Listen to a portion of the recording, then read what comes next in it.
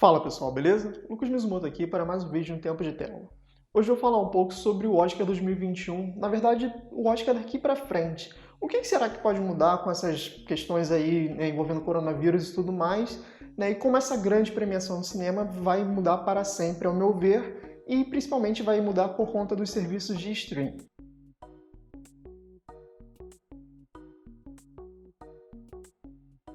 Como eu disse semana passada, né, muito provavelmente as salas de cinema, a maneira como a gente consome filmes vai mudar. Se você não viu esse vídeo, dá uma olhada aqui em cima que eu comentei um pouco sobre isso. E, obviamente, isso afeta o Oscar. Afinal de contas, é a maior premiação do cinema, porque uma das regras principais do Oscar é que o filme, para ser elegível, né, dentro da premiação, ele tenha passado durante 7 dias em algum cinema de Los Angeles.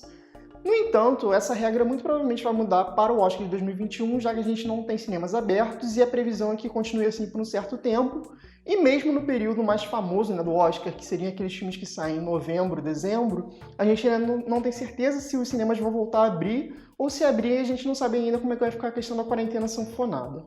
Por conta disso, né, a gente já tem a informação que o grande comitê do Oscar vai fazer reunião em breve, se não me engano, nessa semana que eu estou gravando o vídeo, e vai trazer algumas informações sobre o que vai acontecer com o Oscar 2021. Eu, particularmente, acho pouco provável que eles vão cancelar o Oscar, mas vai ter que rolar uma certa flexibilização em como vai ser a premiação e quais vão ser os critérios. E aqui nesse vídeo eu vou focar principalmente nessa questão de como os serviços de streaming vão influenciar nessa nova pegada dos critérios, digamos assim. Mas eu também quero só dar um breve parênteses aqui, que eu imagino que o Oscar ele vai ter um certo atraso e ele vai permitir que filmes para mais tempo, né, no caso não necessariamente só até 31 de dezembro de 2020, sejam elegíveis para o Oscar. Eu acredito que seja até janeiro, fevereiro também.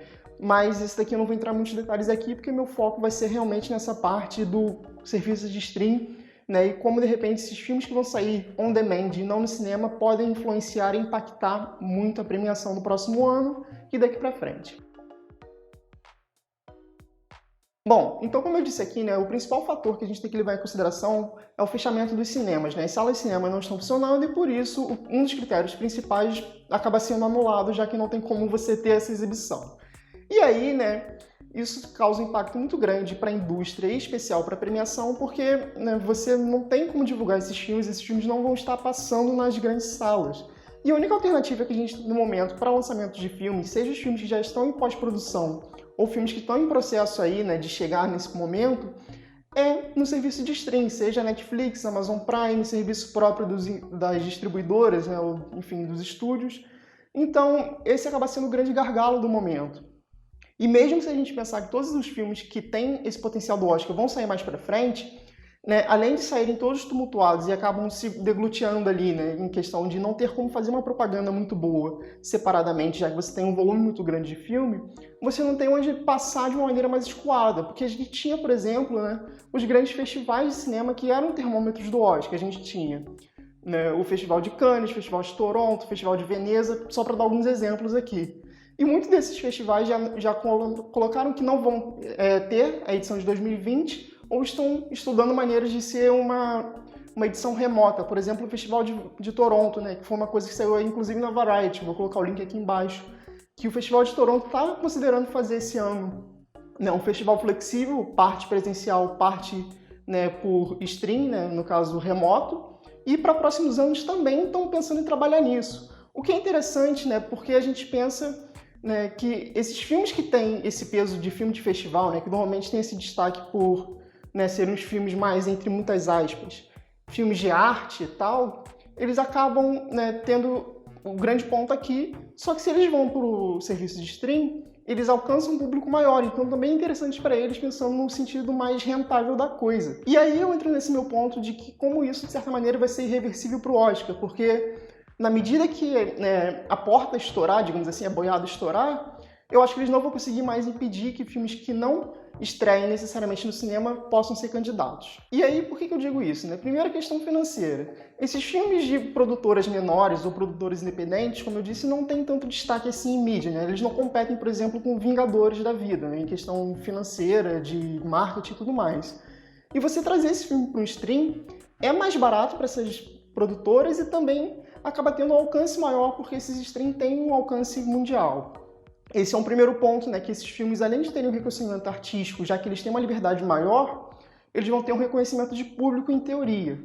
E aí, né, esse ponto do Oscar que vai mexer um pouco vai ser por isso, porque você vai ter filmes de qualidade saindo em stream e que tem, né, esse, digamos assim, apreço técnico que o Oscar pede. E aí outro ponto que eu acho que acaba se entrelaçando aqui é essa, entre aspas, guerra, né, entre os streams e o Oscar, que é uma coisa que já acontece há bastante tempo. Você vê a Netflix tentando emplacar, pelo menos filme após filme, com grandes diretores, né, no Oscar. Algumas vezes dá certo, por exemplo, História de um Casamento deu certo e Roma, de certa medida, também. Mas se teve, por exemplo, né, o irlandês Martin Scorsese, que teve bastante indicação, mas não ganhou nada, ficou lá esquecidão no churrasco, nesse Oscar de 2020, mas que ainda assim é um filme de peso, é um grande diretor e que já está estudando novamente fazer filmes a partir do stream.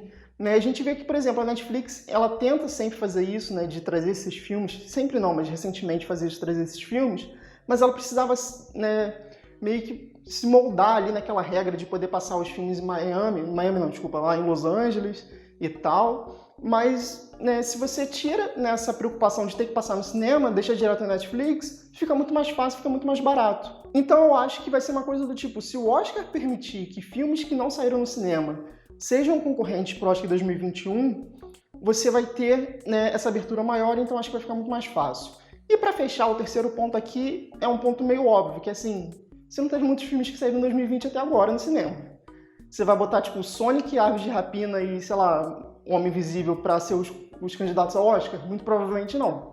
Você tem filmes ainda de destaque para sair pro final do ano, por exemplo, Duna? Tem. Mas como eu disse, você não sabe se vai ter cinema para você passar esse filme. Então, né, fica esse jogo de cobertor curto do Oscar, que se ele ficar esperando muito, talvez não tenha premiação. Se não tiver premiação, eles perdem a arrecadação. E por outro lado, se você não cede pro stream, você não tem filme para colocar na premiação. Então, eu acho que a saída mais fácil e mais óbvia vai ser essa do stream. E aí, como eu disse, se abrir para 2021, vai abrir para 2022 e daqui para frente, e quem agradece a Netflix e seus amigos. E você? O que você acha que vai acontecer com o Oscar 2021? Coloque nos comentários sua opinião sobre esse vídeo e sobre esse tema também. Não esquece de dar um like se você gostou do vídeo e se puder compartilhar para outras pessoas. Não esquece também de se inscrever no canal, porque tem bastante vídeo não só de opinião, mas também de crítica que sai aqui durante toda a semana. É isso, galera. Um abraço e até a próxima.